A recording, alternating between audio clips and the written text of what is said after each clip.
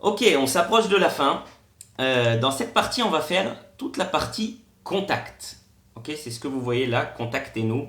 Donc ça, le texte qui est là et le formulaire qui est là avec le nom, l'email et le bouton OK. Donc on va s'occuper de toute cette partie-là. Voilà notre site pour l'instant. Il ne reste plus beaucoup. Alors, on va commencer par le HTML. Donc dans notre wrapper, si je reprends le formulaire de contact, comment on va séparer ça? On va mettre ici. Vous vous rappelez que je vous avais dit on en a laissé entre un H2 et un H4. On a sauté directement au H4 au cas où il y en aurait un plus gros. Donc ça c'était notre H4. Vous voyez que contactez-nous c'est écrit légèrement plus gros. Donc parfait, on va utiliser le H3. Donc H3, contactez-nous directement. En dessous, on va mettre un paragraphe. Tout ce paragraphe-là. Paragraphe. Je vais copier-coller le texte. Vous pouvez le faire directement depuis le cours. Et maintenant, on va s'occuper du formulaire. Ah, le formulaire. Donc, on va mettre un tag form pour le formulaire. Pardon, je suis trompé. Form. Voilà. Et dans ce tag form, vous voyez bien alors, on va commencer par le début. Il y a un label. C'est là où il y a écrit le nom. Donc, label. Dans lequel il y a écrit nom. Il y a un input de type texte. Input. Pardon, type texte. Voilà. Vu qu'on veut relier ce label à cet input, donc là on va donner ID, on va l'appeler name, et là on va faire label for name. Voilà. Et ici on voit qu'il y a écrit votre nom déjà en grisé au début, donc ça c'est la propriété du placeholder. Et le texte du placeholder, ça va être votre nom. Ok, donc voilà, là on vient de faire tout ça. Maintenant, on va faire la même chose pour celui d'à côté avec l'email. Donc je vais le copier et le coller, on va le changer directement. Donc là, on va l'appeler déjà email ici écrit dans le label. Le ID qu'on va lui donner, on va l'appeler email. Et le label, il sera pour cet email. Et le placeholder, au lieu d'écrire votre nom, il écrira votre email. Ok, c'est tout sur la même ligne, c'est juste qu'il n'y a pas assez de place. Vous voyez? Ok, et ensuite, il y a le petit bouton OK. Donc, le bouton OK, on part, normalement, on le fait sur, je vais le faire directement sur Input de type Submit. C'est-à-dire que c'est lui qui sera responsable de dire ça y est, l'utilisateur a rempli ses informations, on envoie tout ça au serveur. Donc la valeur value, c'est ce qu'il y aura écrit dessus, on va écrire OK. Voilà. Et vu qu'on va le... Vous savez quoi, on va faire, comme c'est un bouton, on va quand même lui rajouter une classe. Donc on a déjà fait button 1 et button 2, on va l'appeler button 3. Voilà, directement. Est-ce que j'ai oublié quelque chose? Non, ça a l'air bon. Donc, qu'est-ce que ça donne pour l'instant sans CSS? Voilà ce que ça donne. Ok, c'est pas boot du tout. Donc, on va s'en occuper en CSS. Donc, faire de la place. On arrive à la partie contact. Très bien. On va commencer tout d'abord à mettre un peu d'espace entre le contenu de la section contact et les bords. Donc ça veut dire qu'on va faire comme ça, dièse contact, ça c'est sur la section, on va lui mettre un padding. Padding, on va mettre 60 pixels sur les gauche-droite, pardon, en haut en bas, et 0 pixels sur gauche-droite. Voilà, on a mis un peu d'espace déjà en haut et en bas. Très bien. Ensuite, on va faire que les textes soient centrés. Donc, on va le faire directement sur le contact.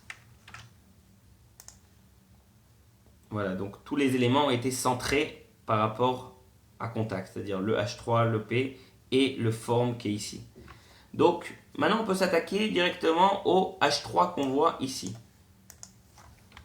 Donc, on va faire comme d'habitude, on va faire dièse contact H3 pour les propriétés qui sont spécifiques à ce H3. Et on va aller dans la partie générale et on va mettre aussi un H3. Voilà, entre le H2 et le H4, on va mettre un H3. Et là, on va écrire ce qui est spécifique, ce qui est pour tous les H3. Donc, qu'est-ce qu'on va décider qui est pour tous les H3? Donc, la taille de la police, donc font size, on va lui mettre 30 pixels. Et la couleur. La couleur, on va lui mettre yes, 444.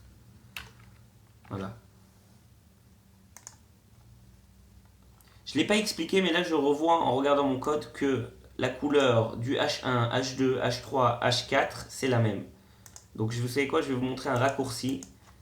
Si on peut faire comme on vient de faire, mais si vous voulez mettre une propriété à plusieurs sélecteurs d'un coup dans la même ligne, vous faites H1, virgule, H2, virgule, H3, virgule, H4. J'ouvre un sélecteur et je vais mettre cette propriété commune à tous.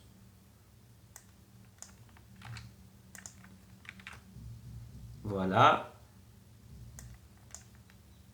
Et donc je peux l'enlever de tous les autres endroits parce qu'elle est déjà donnée par là-bas. Okay, donc H1, H2, H3, H4. Ici j'ai que les size et la couleur elle est la même pour tous et elle est ici. Okay.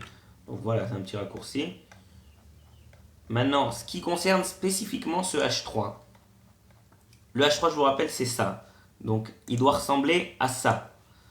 Donc, ce qu'on va faire, c'est tout d'abord, on va lui donner... Bon, on va le mettre en majuscule. Text, transform, uppercase. Voilà. La marge du haut sera 0. La marge de gauche-droite sera auto, on veut qu'il soit centré.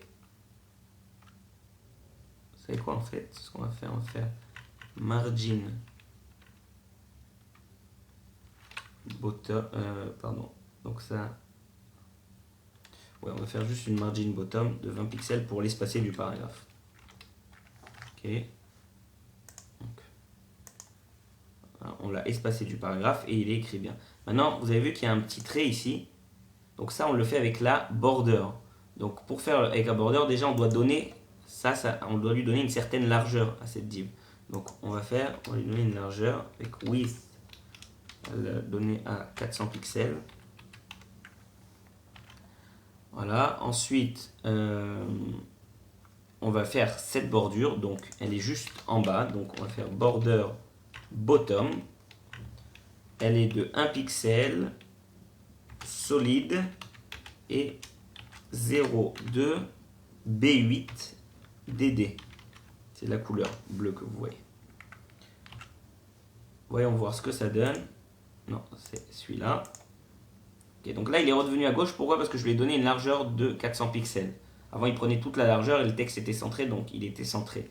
Donc maintenant, pour le recentrer, on va utiliser le margin. En fait, c'est ça que je voulais faire au coup d'avant.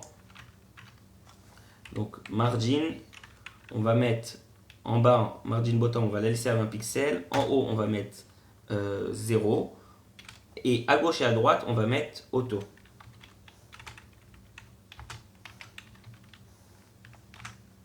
Voilà, et maintenant notre texte il est centré. Donc il nous manque par contre le petit padding pour espacer la bordure du texte contactez-nous comme on a ici. Donc padding, on va le faire juste sur le bottom, 20 px. Voilà. Donc maintenant, où on en est?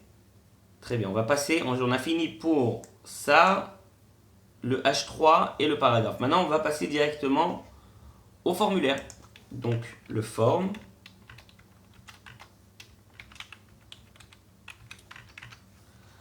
Très bien, donc on va jouer déjà avec les marges pour l'espacer. Donc margin, on va lui faire 60 pixels par rapport à en haut parce qu'il est collé au paragraphe. Faire 0 à gauche, pardon à droite, 20 en bas et à gauche. Voilà. Très bien, ça commence de plus en plus à ressembler. Maintenant, on va s'occuper de nos labels. Labels, c'était les petits textes, nom et email à gauche du input. Donc notre label, déjà on va le mettre en gras. Font weight bold. Ensuite, on va lui donner une taille font size de 20 pixels. On va lui faire une petite marge pour l'espacer de son input sur la droite. Donc on va faire margin right 10 pixels. Et on va l'écrire dans ce gris-là, que vous voyez ici. Là. Donc ce gris-là, c'est color dièse 777. Voilà pour nos labels. Donc c'est bon. Maintenant, on va passer au input. Input. Alors, je veux pas qu'il fasse, parce que ça c'est un input, ça c'est un input, et même le bouton est un input. Donc si on veut qu'il le fasse, je sais pas, on l'a pas appris ça, mais je reviens sur le HTML. Donc ça, je vous ai dit que quand il y a écrit quelque chose sur le tag lui-même HTML, ça s'appelle un attribut. Donc là, j'ai un attribut type, ici il a la valeur texte, et ici il a la valeur submit.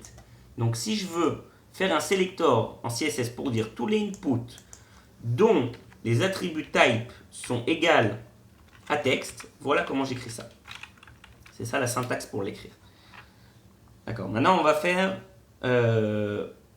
première chose, on va lui donner un petit padding de 10 pixels pour espacer le texte des bords. Px, voilà, très bien. Ensuite, on va changer la taille du texte qui est dedans. Donc, font size, on va la mettre aussi à 20 px. Très bien. On va faire... ouais, on peut le faire. Vous voyez, l'input là, il est collé au email et cet input là, il est collé au bouton OK. Donc, on va faire une petite marge. Margin right de 20 pixels. Voilà. Qu'est-ce qui nous manque encore? Ok, il nous manque la bordure. Donc la bordure, elle est comme ça. Border de 2px solide et la couleur c'est DDD.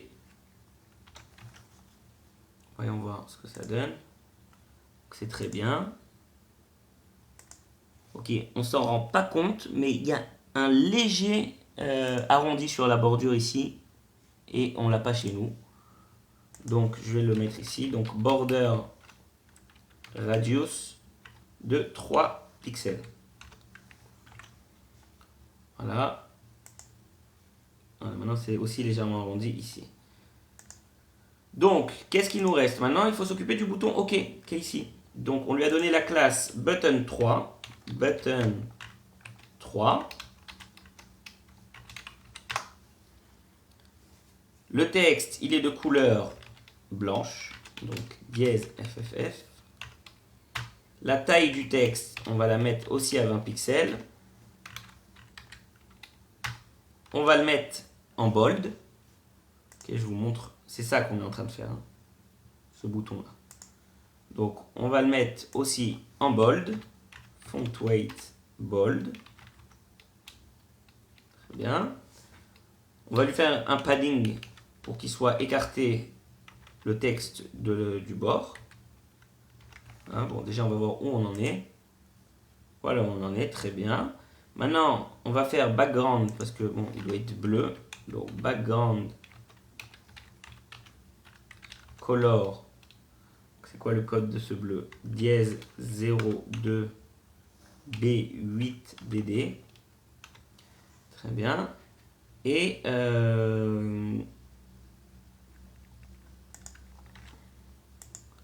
ok, par défaut, comme c'est un input, un bouton, il nous a mis une petite bordure, vous voyez, au-dessus. Donc, si je veux enlever cette bordure grise qu'on voit autour, je dois venir faire border style none.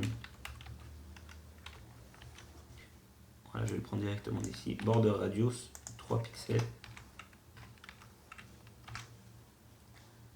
Voilà. Parfait, parfait. Maintenant, on va lui faire son hover avec la pseudo-classe hover.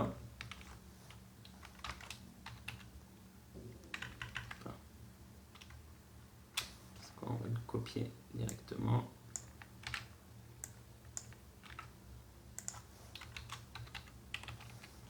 On va laisser ça et ça. Et on va changer la couleur de fond qui est maintenant, quand on passe dessus, à 444. Voilà. Très bien. C'est fini pour notre partie sur les contacts. Rendez-vous au prochain épisode pour la dernière section, c'est-à-dire le footer.